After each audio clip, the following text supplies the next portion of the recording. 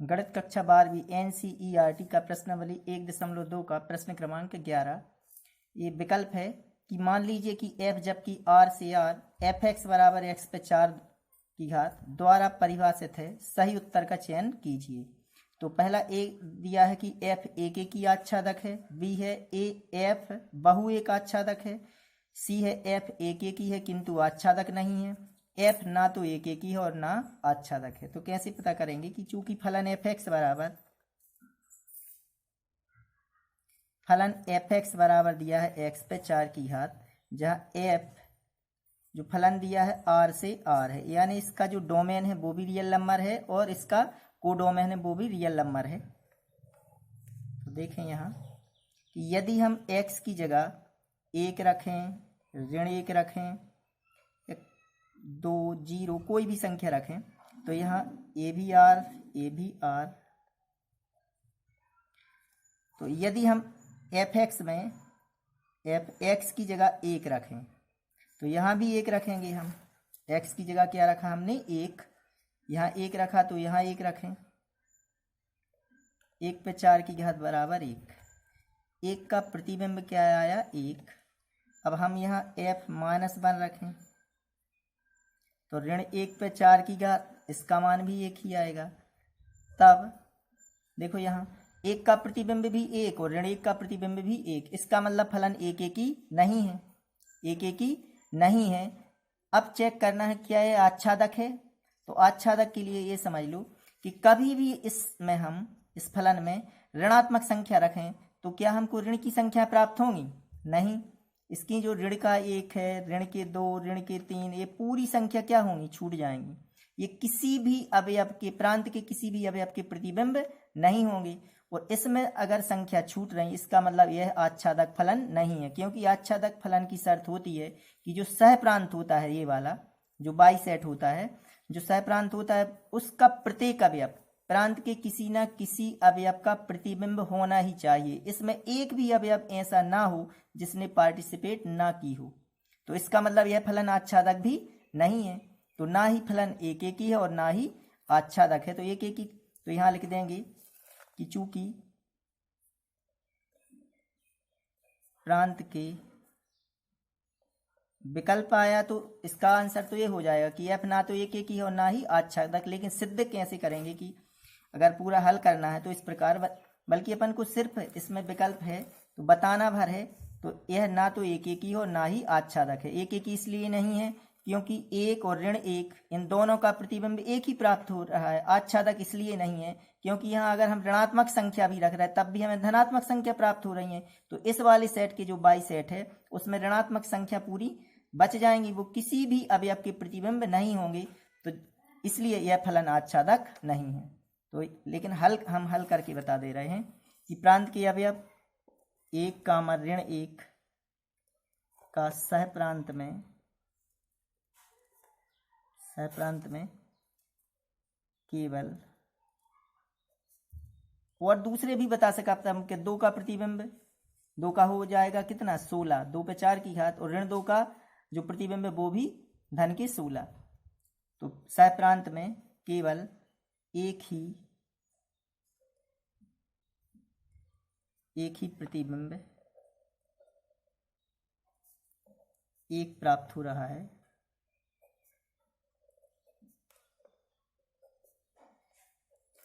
इसलिए फलन f एक एक ही नहीं है, एक एक ही नहीं है। अब आच्छादक के लिए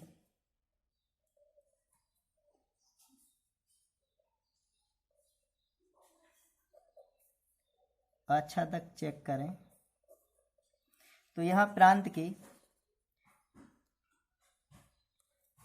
यहाँ इस प्रकार, यहाँ सह प्रांत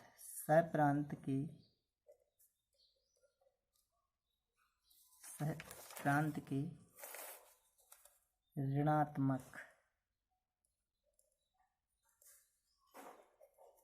ऋणात्मक पूर्णांकों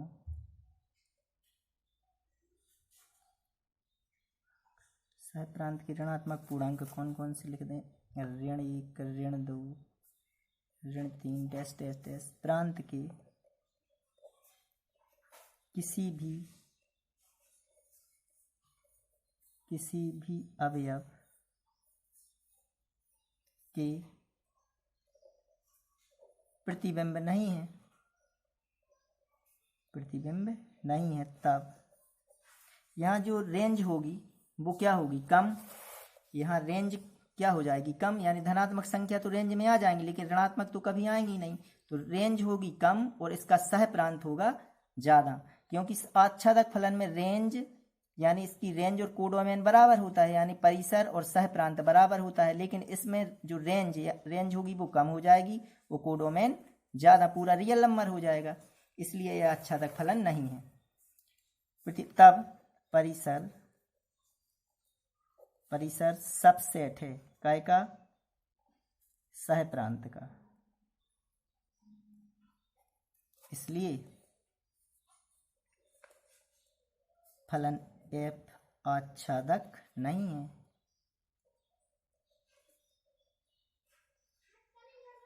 तो अपना आंसर क्या आ जाएगा? फलन आच्छादक भी नहीं है, फलन एक एक ही भी नहीं है, तब इसका आंसर होगा डी नंबर कि f ना तो एक एक ही है और ना ही आच्छादक है। तो इसलिए फलन f ना तो एक एक ही है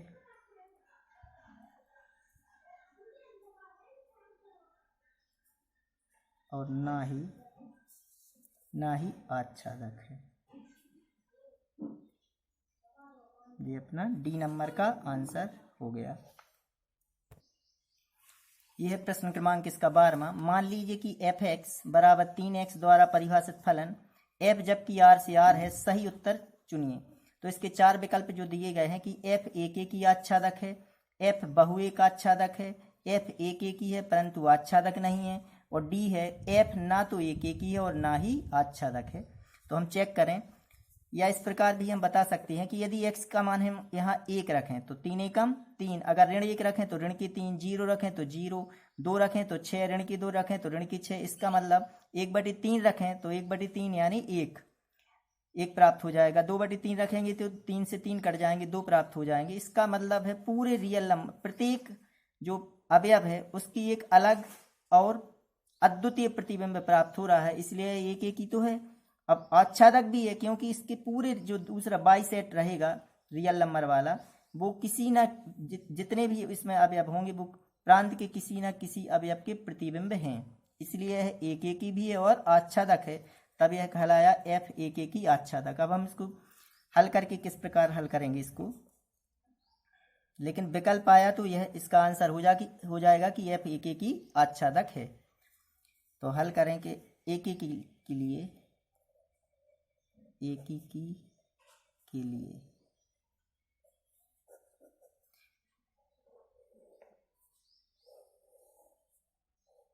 जी f जी r से r, यहाँ अगर हमने 1 रखा तो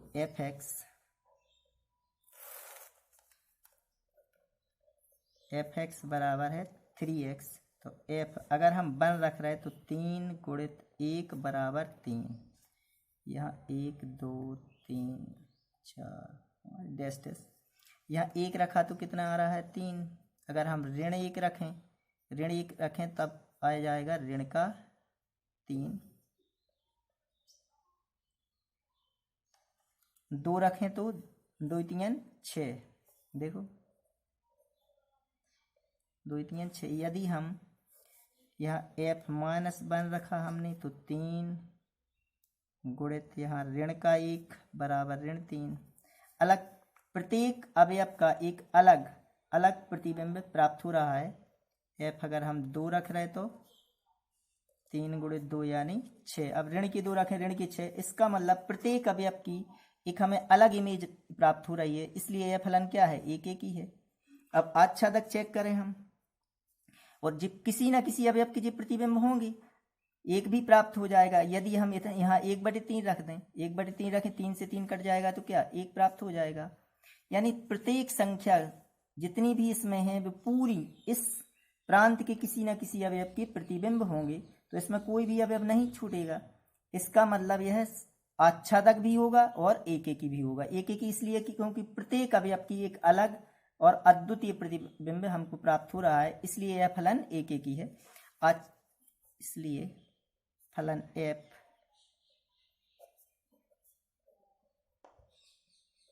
एकेकी फलन है। आच्छादक चेक करें।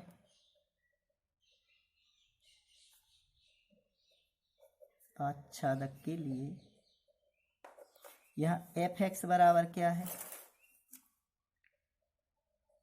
एफ एक्स बराबर 3x। यहाँ हम क्या रख देते हैं, बाई फलन आच्छादक सिद्ध करने के लिए, तो बाई बराबर 3x। एक्स का यहाँ से मान निकालें तो ये आ जाएगा बाई बटे 3 बराबर x। जो हमने x का मान प्राप्त किया है यह रखेंगे हम यहाँ और यहाँ। यदि हमको बाई प्राप्त हो गया इसका मतलब फलन आच्छादक है, तो इसलिए एफ एक्स की जगह हम रख रहे हैं बाई बटे 3 बराबर, यहाँ भी रखें 3 गुणित x की जगह बाई बटे 3। 3 से 3 कट जाएगा, क्या प्राप्त हो गया बाई। इसका मतलब है जो परिसर है यानी रेंज, बाई बराबर क्या कहलाया, कोडोमेन यानी सहप्रांत।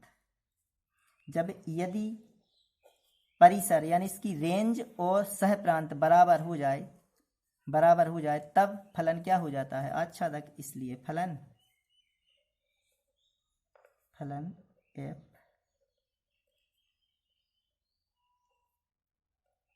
आच्छादक फलन है।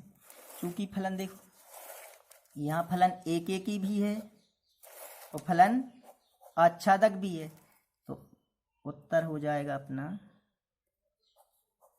ए नंबर कि एफ एकेकी आच्छादक है।